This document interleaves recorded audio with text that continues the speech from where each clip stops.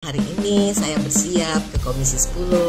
Salah satu rapatnya adalah terkait dengan permohonan naturalisasi untuk brother kita. Mohon doanya semoga semuanya dilancarkan.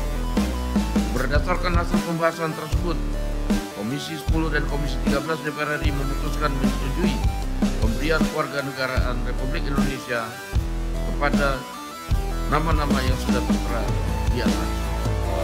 Beliau-beliau wakil rakyat memberikan persetujuan rekomendasi kepada 3 pemain kami ini. Kami juga berharap tadi sudah komunikasi dengan Dirjen AU, mudah-mudahan proses administrasinya juga cepat selesai.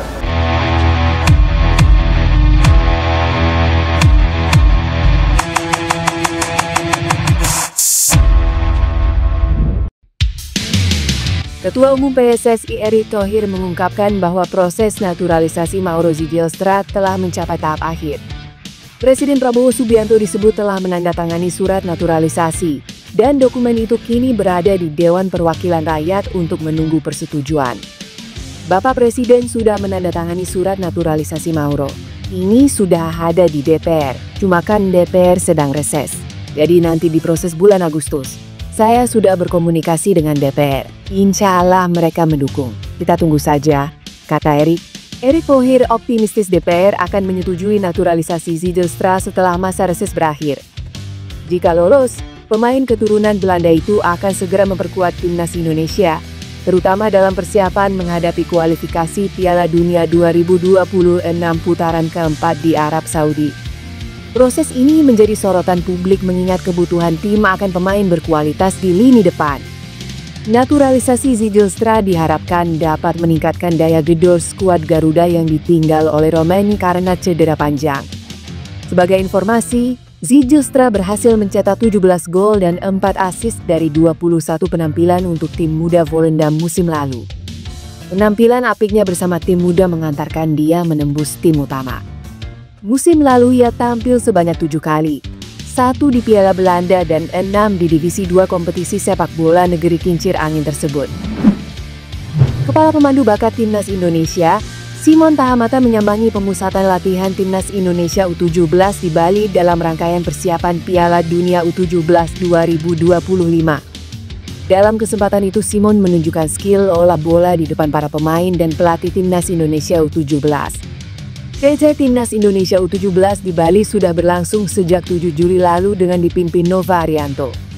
Namun, pada minggu para pemain Timnas Indonesia U17 mendapatkan kesempatan dilatih Simon Tahamata. Dalam kesempatan tersebut, legenda Ajax Amsterdam dan Timnas Belanda itu terjun langsung memberikan materi latihan kepada para pemain, di antara mengajarkan teknik menggiring bola dan melewati lawan. Hal itu terlihat dari foto-foto yang diunggah pelatih Timnas Indonesia U17 Nova Arianto di Instagram pribadinya. Rencananya, skuad Garuda Asia akan bertolak ke Medan pada Rabu mendatang untuk mengikuti Piala Kemerdekaan. Indonesia dijadwalkan menghadapi peserta Piala Dunia U17 2025 dalam ajang Piala Kemerdekaan. Sejauh ini, tim yang sudah dikonfirmasi adalah Tajikistan dan Afrika Selatan. Turnamen Piala Kemerdekaan dapat jadi simulasi bagi tim Merah Putih untuk menghadapi ajang yang lebih besar yaitu Piala Dunia U17. Piala Dunia U17 2025 akan berlangsung di Qatar pada 3-27 November mendatang. Sinyal positif datang dari Eropa, di mana striker klub Serie A Bologna, Tiz Dalinga, menjadi sorotan PSSI. Setelah Dalinga dikabarkan menghindari pertanyaan seputar kemungkinan membela timnas Belanda, rumor mengenai ketertarikan PSSI untuk menaturalisasinya kembali menguat. Dalam sebuah wawancara, Dalinga secara terbuka menyatakan fokusnya saat ini hanya pada penampilan bersama klubnya. Sikap ini direspons oleh publik dan diyakini menjadi celah bagi PSSI untuk mendekatinya. Dalinga dinilai bisa menjadi solusi untuk lini serang timnas Indonesia, terutama setelah cedera yang dialami penyerang andalan oleh Romain. Jika proses naturalisasi ini terwujud, Dalinga berpotensi besar memecahkan rekor sebagai pemain termahal dalam sejarah Timnas Indonesia. Dengan nilai pasar yang ditaksir mencapai 208,58 miliar, kualitas dan pengalamannya bermain di liga-liga top Eropa seperti Ligue 1 dan Serie A menjadi daya tarik utama.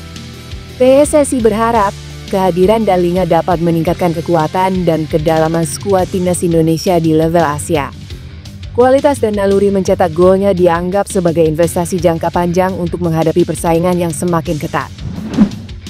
Patrick Kluivert memanggil Jan Maatsen dan Pascal Struijk untuk memperkuat timnas Indonesia. Setelah diumumkan sebagai pelatih timnas Indonesia pada Rabu 8 Januari lalu, Patrick Kluivert diyakini langsung menjalankan salah satu perannya. Peran yang dimaksud adalah membujuk pemain-pemain keturunan kelas dunia agar mau dinaturalisasi menjadi warga negara Indonesia untuk memperkuat timnas Indonesia. Menurut anggota EXO PSSI Arya Sinulinga, Patrick Kluivert ditugaskan melobi pemain keturunan, sesuatu yang sebelumnya sering dilakukan Ketua Umum PSSI Erick Thohir beserta jajarannya. Lantas, siapa saja pemain yang belum berhasil dibujuk PSSI, namun berpotensi luluh ketika didekati nama besar Patrick Kluivert? Jan Maatsen dan Pascal Struijk berpotensi jadi nama yang dimaksud. Pascal Struijk dan Jan Maatsen bukanlah pesepak bola sembarangan. Tingginya harga pasar yang dimiliki keduanya menjadi bukti kualitas mereka. Jan Maatsen yang kini berstatus pemain Aston Villa memiliki harga pasar mencapai 32 juta euro atau setara 534 miliar. Harga pasarnya dijamin meningkat jika Jan Maatsen berhasil menjadi pemain reguler Aston Villa plus bersinar di timnas Indonesia. Sementara Pascal Struijk sudah bertahun-tahun eksis menjadi backup di Premier League dan Division Championship. Kini harga pasarannya mencapai 15 juta euro atau setara 250 miliar. Kabarnya, Tottenham Hotspur dan Brighton Hove Albion berminat mengamankan bek bertinggi badan 190 cm tersebut.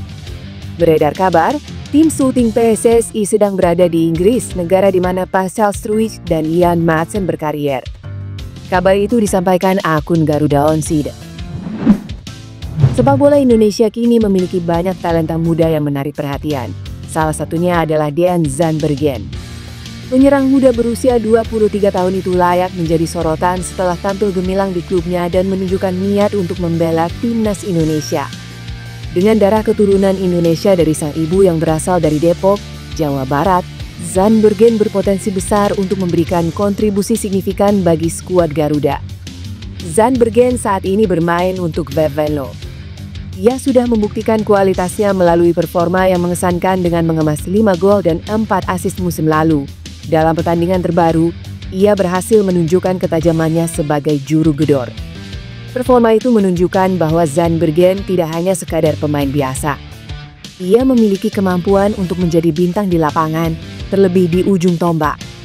Jika ia berhasil dinaturalisasi, kemungkinan ia akan diduetkan dengan Ole Romeng. Keinginan Zandbergen untuk membela timnas Indonesia semakin kuat. Dengan potensi yang dimilikinya, Zandbergen bisa menjadi salah satu penggawa kunci dalam timnas Indonesia di masa depan. Proses naturalisasi pemain berbakat seperti Zandbergen sangat penting untuk memperkuat skuad Garuda. Dengan dukungan dari PSSI dan pengelolaan yang baik, peluang Zandbergen untuk bergabung dengan timnas Indonesia semakin terbuka lebar. Ketua Umum PSSI Erick Thohir kembali membuat gebrakan terkait rencana penguatan timnas Indonesia. Pria yang akrab disapa Erick itu mengungkap telah menyerahkan beberapa nama pemain keturunan baru kepada Menteri Hukum dan HAM RI, Supratman Andi Aktas, guna diproses naturalisasinya. Hal tersebut disampaikan Erick usai bertemu langsung dengan Supratman pada Senin, 4 Agustus 2025.